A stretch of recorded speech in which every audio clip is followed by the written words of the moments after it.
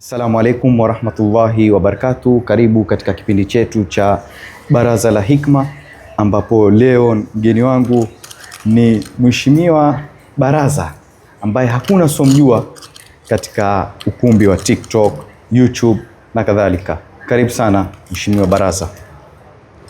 Ndugu yangu Bwana Jigija. Naam. Asante sana. Tunashukuru katika kipindi chetu hichi. Naam. Naitwa Baraza la Hikma. La Hikma. Naam. Sasa hapa sisi kiukweli ni mambo na hikma. Ndio. Na sana sana tuna bezi katika jamii. Ndio. Unajua bana, hii mitandao bana tunapaswa kutumia katika kuelimisha jamii. Ndio.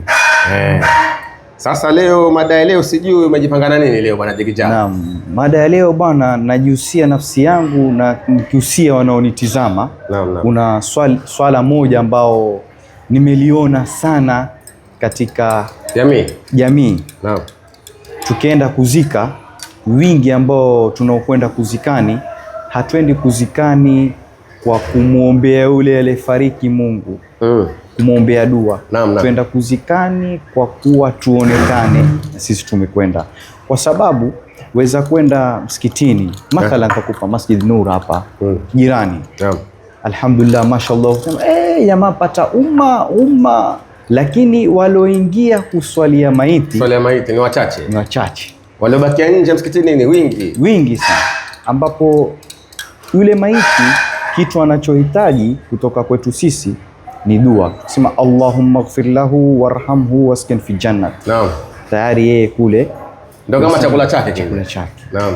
Sasa ikiwa sisi tutakwenda kwa wingi lakini tusimtilie dua, tukae tu nje, haina faida.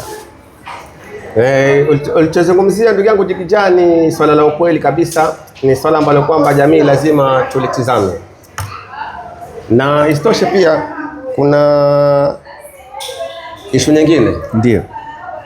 Shaona ishu ambayo kwamba tukifika maziarani, ndio unaona pale maziarani tunaambiwa sisi kwamba mauti ni mawaidha kwetu sisi.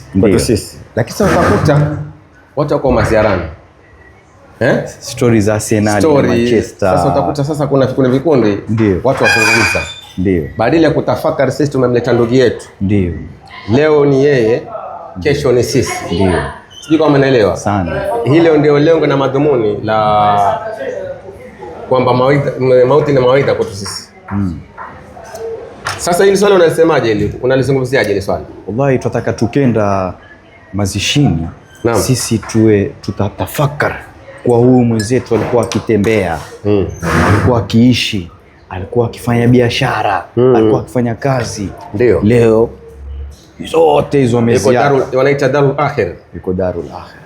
Ameziacha zote, amekwenda yeye na amali zake. Kama mapesa yote yaacha. Kama ni mapesa yaacha hapa, kama ni maskini pia amewacha hapa. Yaani hakuna na lolote kule, ni amali.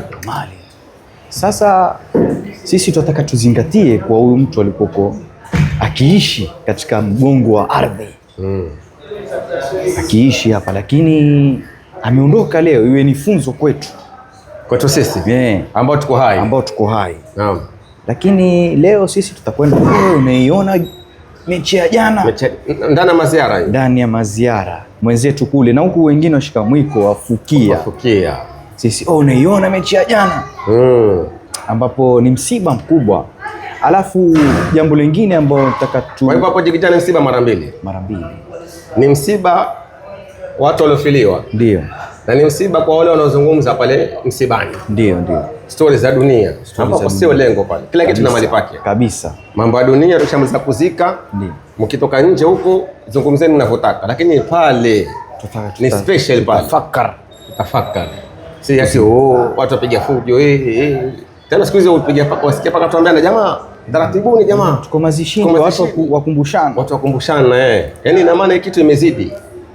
Kwa hivyo wasia gani sasa? Sisi wasia wetu. Naam.